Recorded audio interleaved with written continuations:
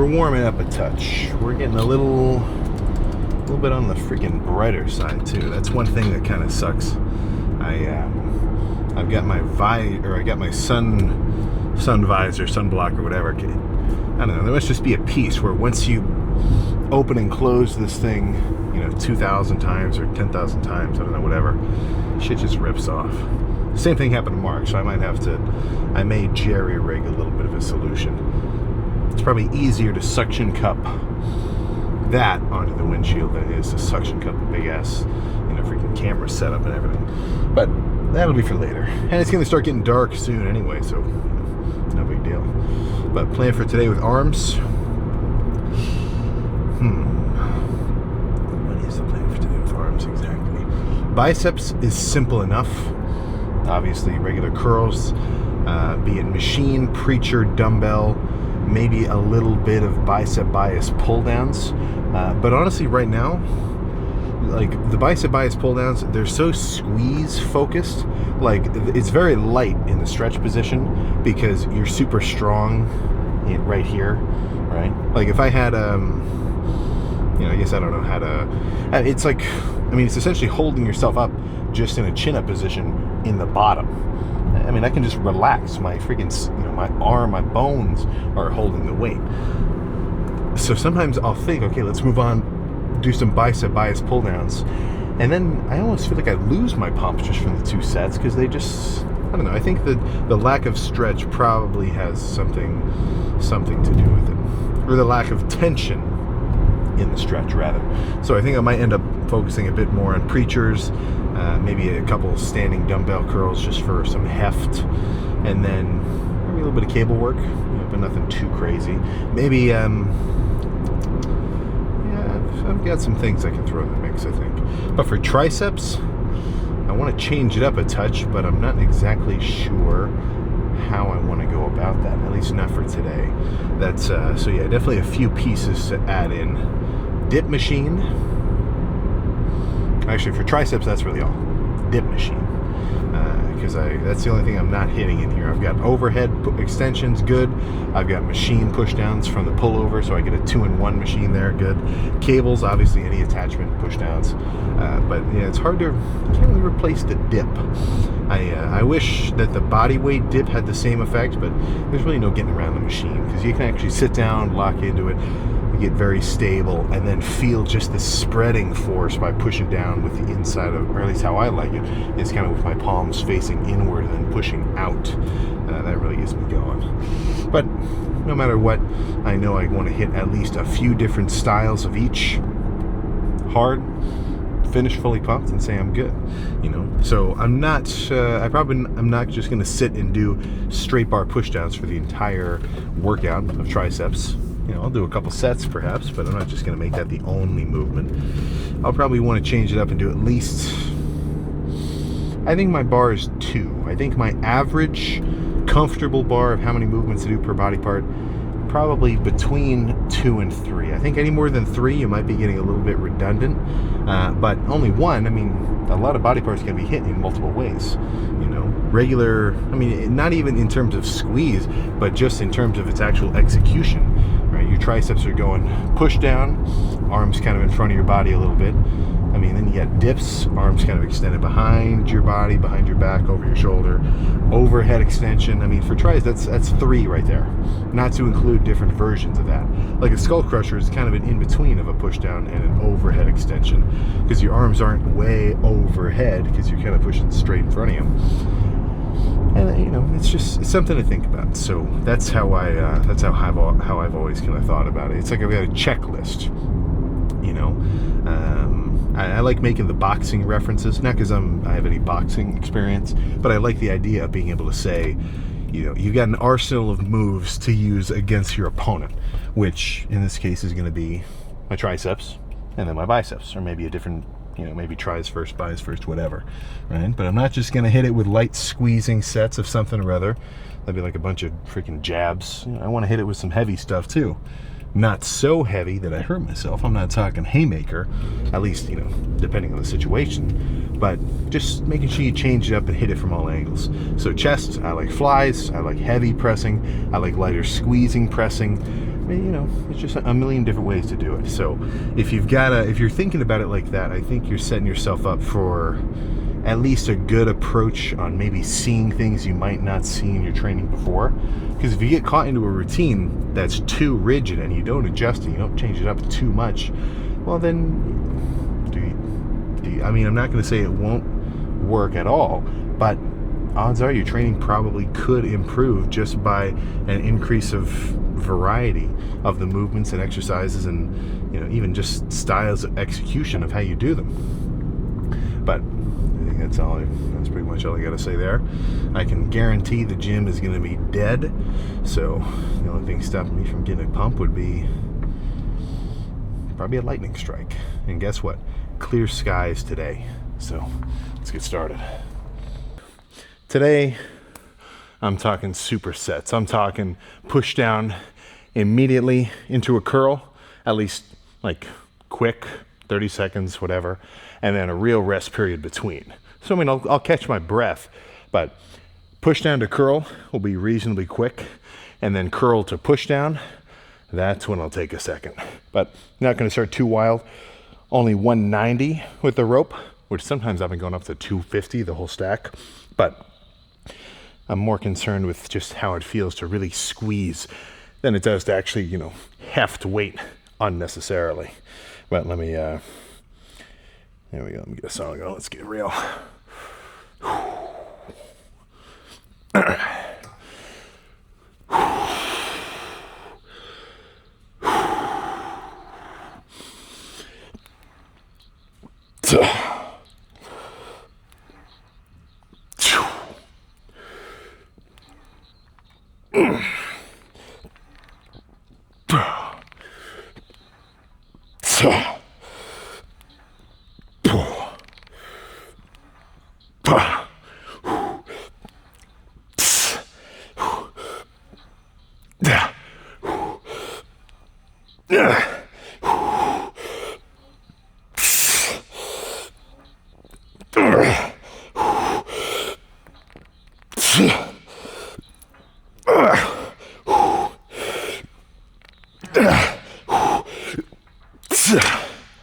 Oh, okay.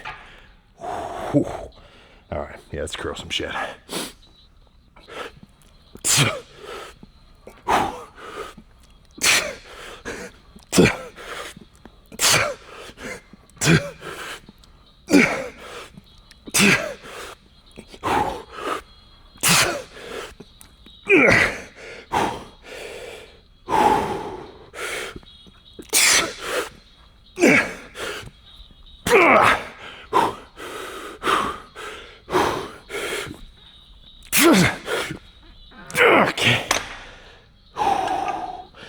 Okay. All right, let's run that back up. Probably 2 more times each, and then pick a new pair of stuff.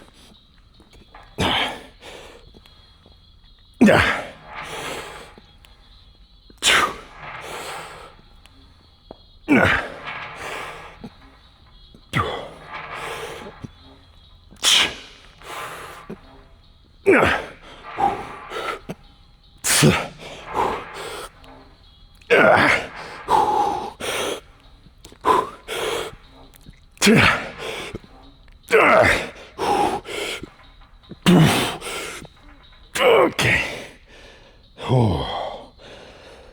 Oh, goodness.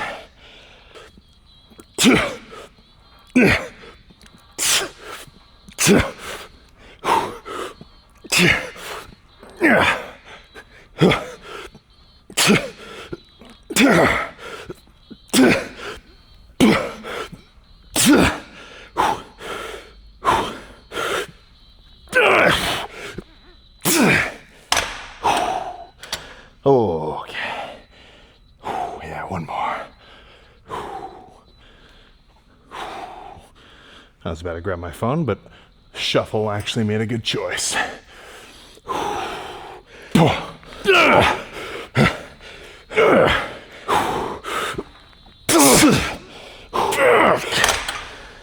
Okay, let's move on.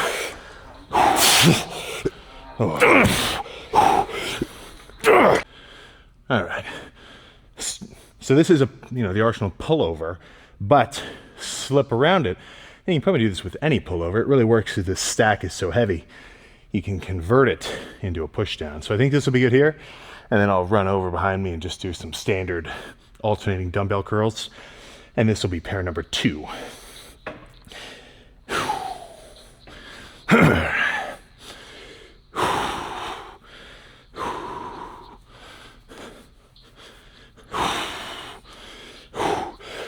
All right.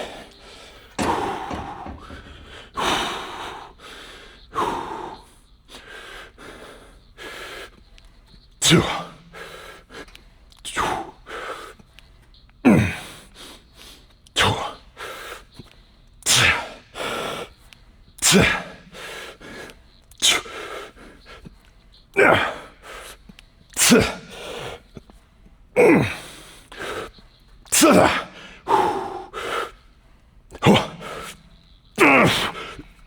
Okay. Oh, goodness.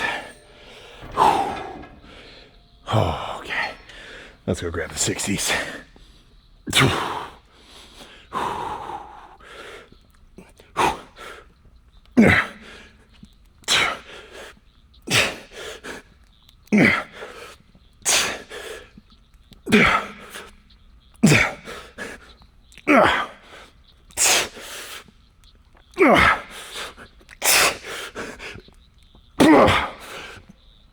Okay.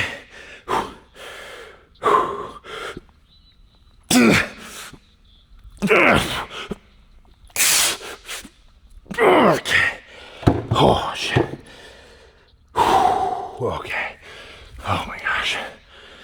All right. Back to that push down.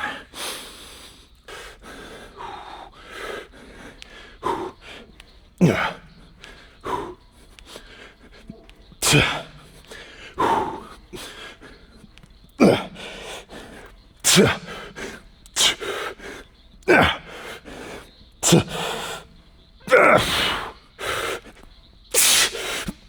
Okay. Oh, okay. Okay. All right, back to a set of dumbbell curls, but I'm going to change these ones up a little. Not exactly just a straight set. All right, so I'm dropping the weight just to the 40s, but instead of just a standard rep, I'm going to do kind of paused half reps. And I don't mean half reps, I mean individual arm, pause, finish, pause, finish. It just changes up the strength curve, and also it makes it so you can't just ride the momentum, right? If I get a dumbbell swinging from the bottom, I can ride it to the top. But if I completely stop it, the only thing that can actually get it moving, manual contraction. But yeah, the 40s will be good here.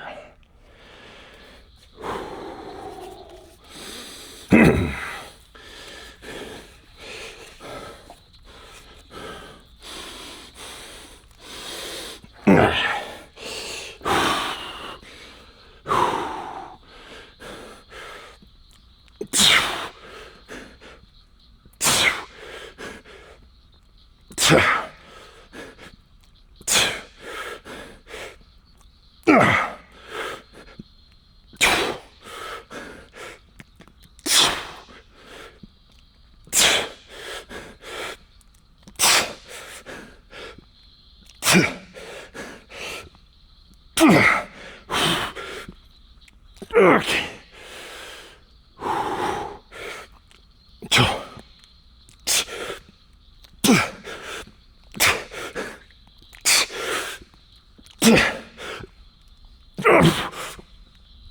Okay. Oh my gosh.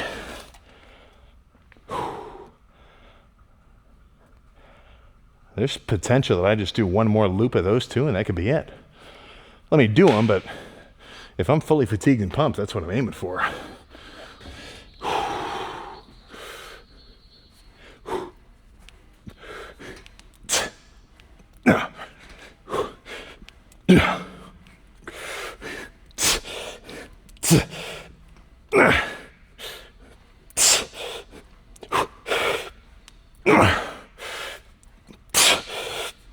Ugh.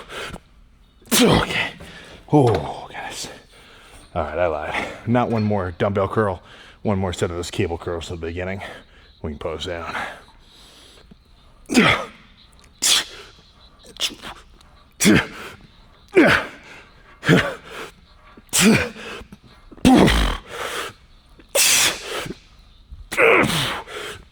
Dark. Oh. Okay. That's all. Let's see how we're looking. Feeling, well, that's a different story because I'm feeling like a nutcase, but we'll see if visually it matches. All right, lift-wise, that was a dense one. That was certainly a dense arm day. 6 sets each, but when they're super, well, I don't know. I can't make a conclusive statement on if supersets are, I'd say they're probably a little more taxing on just a set-by-set basis, but like nothing wild. But in terms of just sitting here, like I feel like I got 2 things just hanging off my shoulders ready to flop around. So let's actually get a look at them. I'm excited for it to start to cool down in here over the coming months. So unless I want to like totally replace, let's think about that later.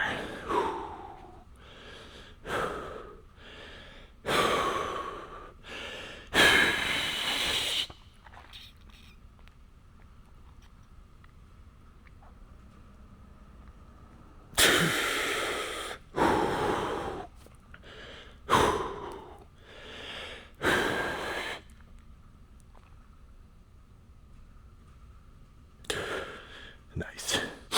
Let's see how we're looking over there with the new lighting. All right. Yeah, now we're cooking with gas, it would seem. If I can make sure I'm totally in focus. Yeah, there we go. Yeah, this is cool. That's so one thing that is essentially you could use as a quality scale of any lighting in terms of posing is how parallel is the light. Like, see, I can see my shadow very clearly. All the light's coming from one spot, so all the shadows are like cohesively in the same direction. But no more analyzing it. Let's just actually see how it looks.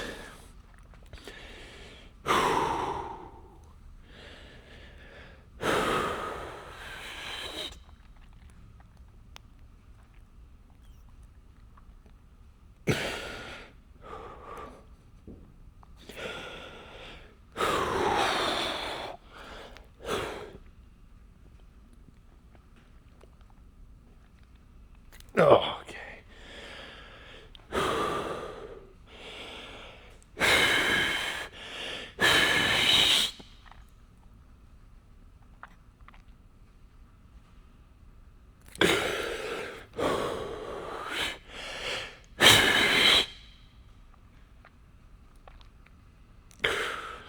Oh, goodness.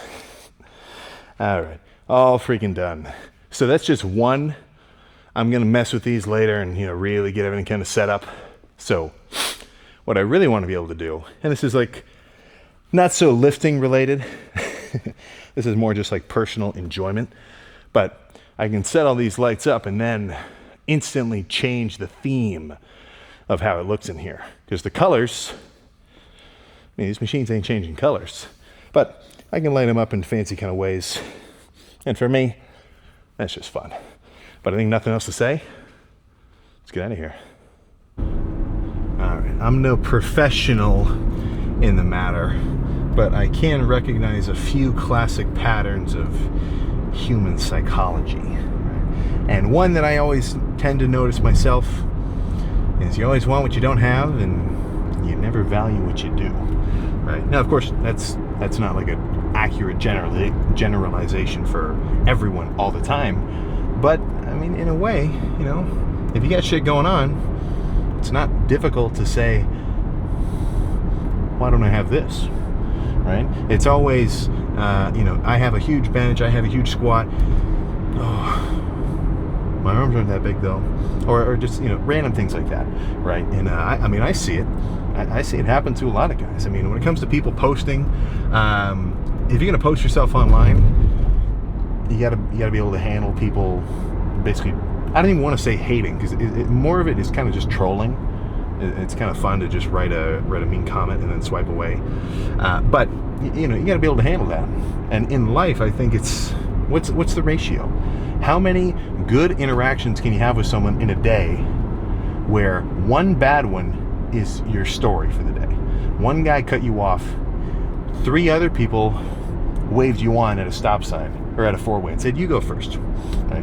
One guy versus 4 of those easily outweighs those.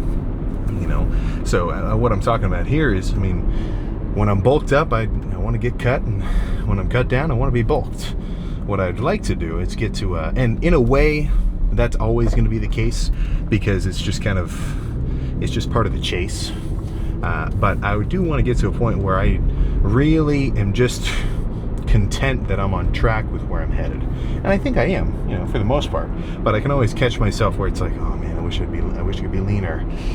Like even today, I'm looking at this pose down, pretty cool, and I'm like, oh, it's gonna be cool when I'm leaner. Well, shit, man, it's cool now. It's gonna be cooler, and it's also cool now. Goodness. So that's all I'm trying to get at, right? If you got good knees, if your elbows are feeling strong and your shoulders don't hurt and you're benching heavy, enjoy, right? Anybody who's watched The Office, which it's essentially everyone. I'm talking Andy, quote of the freaking universe, right? Try to enjoy, or however he said it. Try to enjoy the good old times while you're in them, right? I've already passed a few of them. I like at my college gym with a whole crew of everybody all in the same space, all with the same just mentality and energy. If you ever have a really good gym, a big community, maybe you move, maybe you whatever. That's the important stuff, right? And it's not as though the gains that you're making in the gym isn't important or aren't important. That's kind of the point. But I think it's a little bit of a situation where the real treasure is it's not a bigger chest, but it's it's the people you meet along the way. Now, of course, I want a bigger chest too. But I'm not so crazy that I'm coming into the gym and putting the blinders on and I'm just like mean. Like I'm certainly not a mean mugger kind of guy, because it's fun. It's parallel play. So what parallel play is like if you got a classroom full of kids and they're all doing their own individual activity together. They're not exactly playing a game, but everyone's doing the same thing at once, and it's almost more fun when more people are doing it. So that's why I still bounce around different gyms. If I wanted to, I could just sit in the private gym forever and like completely disappear from the world and just do my workouts, and that's not the point, man. Like the fun part is getting to see everybody, So that's just something I don't want to. And I've thought this even before, like a while ago. But I've always kind of tried to keep that in the front of my mind, where it's like, if things are good, just try to make hay while the sun is still shining. But really good arm day. I was starting to feel my elbows just a touch, not exactly like sore tender, but a little bit on track to getting there. So, just its own kind of thing. But that's a little bit of a warning sign, right? That's when you've got, I don't know what the perk is, but, when an enemy is behind you and it alerts you with like that red hue on that side of your screen, that's what feeling a little bit of tenderness in your body lifting is. It's just a little insight into like, hey man, watch yourself. You better be careful about that. And that is something where it's going to happen. Obviously, you can try your best to prevent it, but whatever, it's going to happen. Everybody gets tweaked. Everybody gets little things. It's just part of life. But how you react to it, that is what separates the injured from the uninjured. That's what separates those who maintain their momentum versus those who give themselves a setback unnecessarily. Imagine how dumb I would look if, obviously now that I'm dieting down, I'm not going to lift a ton of weight anyway.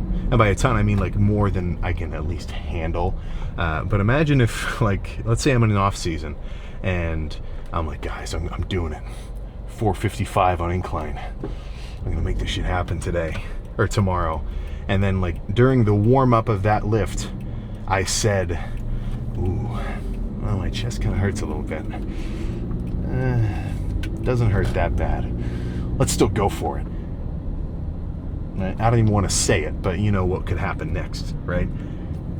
I'd be a fool, you know? Because it's like, you got warned, and you still did it anyway, you know? So I'm kind of getting on all sorts of topics here.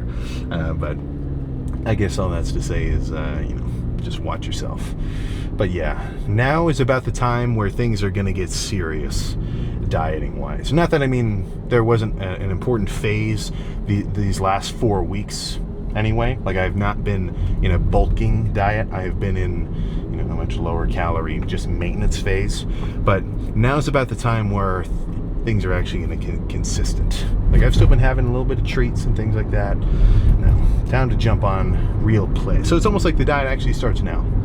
Obviously, I mean, I'm 10 pounds lighter than when it really started, but that's kind of a cheating phase just because the only weight that I lost was really intramuscular water, carbs, and then maybe a little body fat, but not much. So now is when the macro tracker is going to become very consistent. 250 grams of protein, 80 of fats, and then I gotta look at it again to do the math, because I want to look over the average of my last week of calories, because my weight hasn't really changed much. I've been about steady at like 252-ish this last week. So whatever I've been eating is about enough to stay the same weight.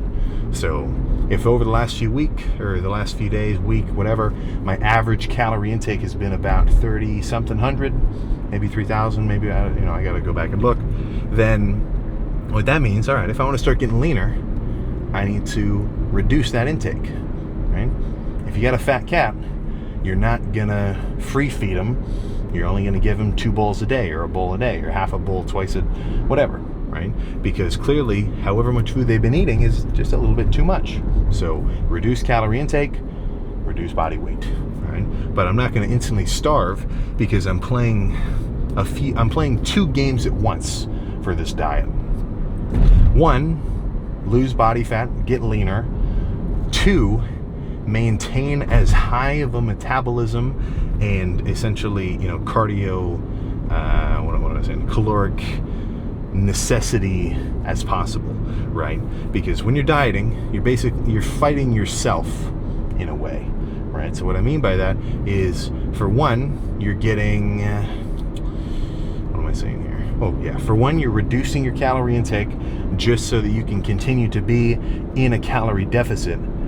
But every time you reduce your calorie intake over the next few weeks, as you get leaner, your body is essentially going to adapt and it won't need as much food, right? And this is an exaggeration, but a 100-pound dude or 150-pound dude needs less food to stay the same weight as a 200-pound dude. Do we agree? So if that's the truth, if a horse needs to eat more food than a goat because he's got more body weight, more blood to pump, more air to breathe, more muscle to oxygenate, well, as you get smaller, as you weigh less as an organism, you need less food to stay alive at that weight.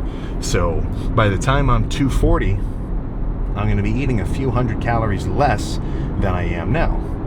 By the time I'm 230, I'm probably going to be eating a few hundred calories less than I am now. So what I want to do is just gradually reduce my intake so that I have room to work with. Because as long as I've got a good, amount of energy still going in and out of me, food in, energy out, my training's going to be better, I'm going to lift harder, my cardio is going to be easier to do.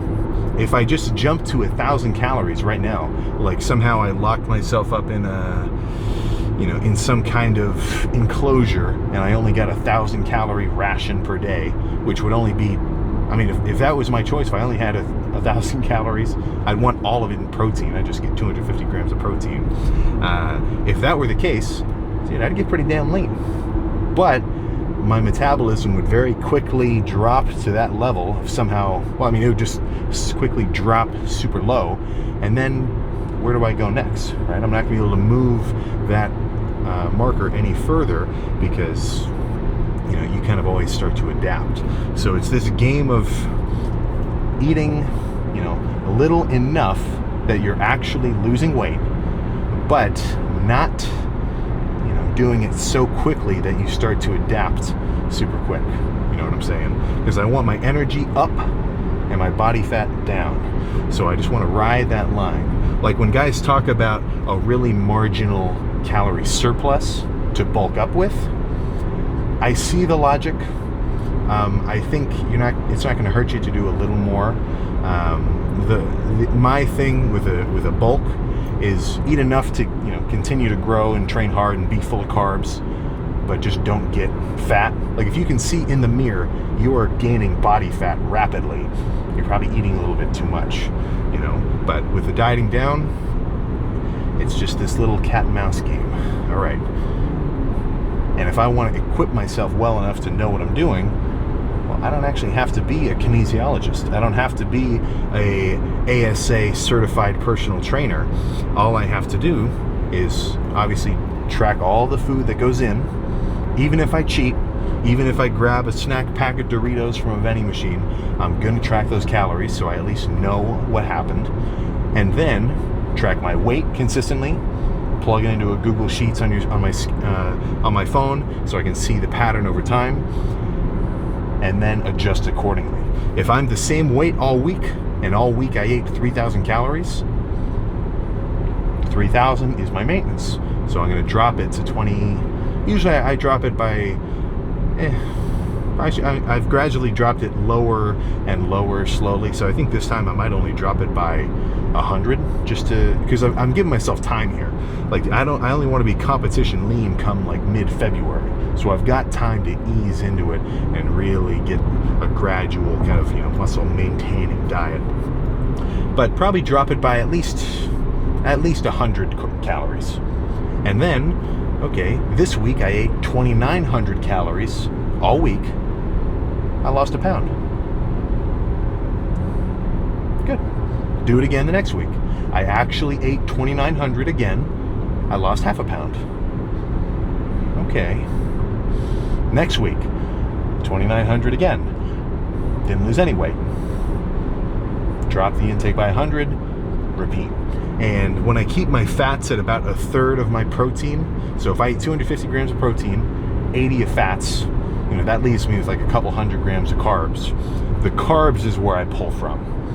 I don't really change my fats. I do lower them gradually, but you kind of just, you need some just because it keeps you moving around well. But yeah, I don't want to. Oh, that's its own discussion. What I'm going to do probably in the next couple of days is I'm going to go in and bring, I've got a whiteboard in the gym. I think I'll set it up on an easel and I'll try to really explain what I just got into a little bit better, like graphs and charts, because there is a SAM method to dieting. I didn't coin it, it's just from picking up random bits of information from all over the place. And for me, it works, right? So if you like my explanation, then I would like you to try it. But if my explanation doesn't make any sense to you and you think I'm stupid, well then, listen to someone else talk about dieting and try to get it from them. As much as it's an objective thing,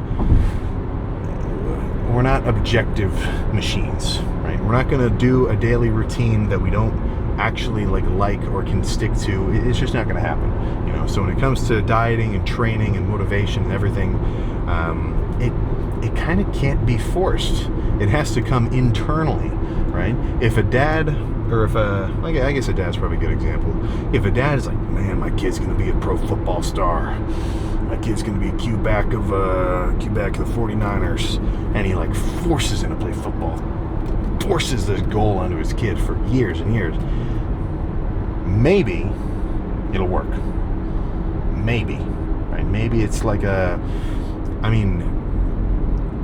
is there a situation where that was the story, where the guy was forced into greatness? But it doesn't happen a lot. More than likely, the kid's just going to end up being pissed at him, say, I hate football, and want to do something completely backwards. And it's the same thing with the gym, right? I'm sure I've seen it a ton. I see guys who are in the gym, and it's clearly because they were brought and they're not into it. Like, they don't like, there's just something about it. The fact that it's physically difficult, you know, you're actually exerting yourself, you're breathing heavy, your heart's beating. You have to want to do it, and that's the only way, right? So that's where it gets a little bit tricky, you know, because what are you supposed to do? Incept the idea? Right, we're talking like full-on DiCaprio, implant the idea of getting jacked into somebody's mind to get them to do it. Nah, man, you know, and it's with everything. You can lead the lifter to the gym, you can't make him pump. He's got to do it because he wants it. But yeah, that was a good. What was that? 4 completely unrelated topics all in one. That was yeah, that was a good one. But no, that was good. So now I've got a few things to do. Get some protein in my system, which is really my primary goal. All the meals that I eat when I'm dieting, you know, not to get back into another whole section. The protein part, that's important. Well, I want the protein intake to be the primary portion of the meal to fill me up. Ground beef, turkey, fish, chicken, sardines. Sardines are a little fatty. I'm not going to do a ton of them. That's what the primary section of the meal is. And everything else is kind of just, you know, a little side on the side. But yeah, nothing else to say. Arms, highly pumped. I'm very excited to get leaner and see all the different shoulder striations and cuts and, you know, everything else that I've got hidden underneath that will be unearthed by this coming deficit. And then just keep this train rolling.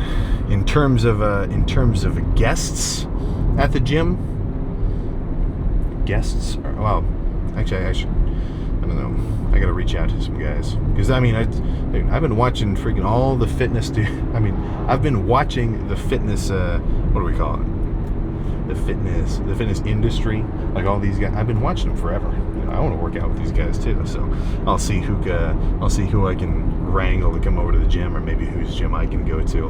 And when I'm dieting, that's a little bit more feasible. If I'm deep off season, I want to eat, I want to lift, I want to go home, I want to go to bed. That's most of it. But dieting down, you know, my whole thing is I gotta not eat. I gotta do things other than eating. So it makes, you know, extra things like that a bit easier. So that'll be the plan. If you have any suggestions, I'd certainly like to hear it. But yeah, that's all I got. So I'll see you for either legs or shoulders tomorrow. I might do shoulders. Shoulders are going to go back into the routine because right now they're not growing.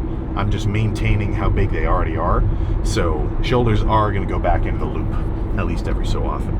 But yeah, that's all I got for real. So I'll see you tomorrow for whatever that brings.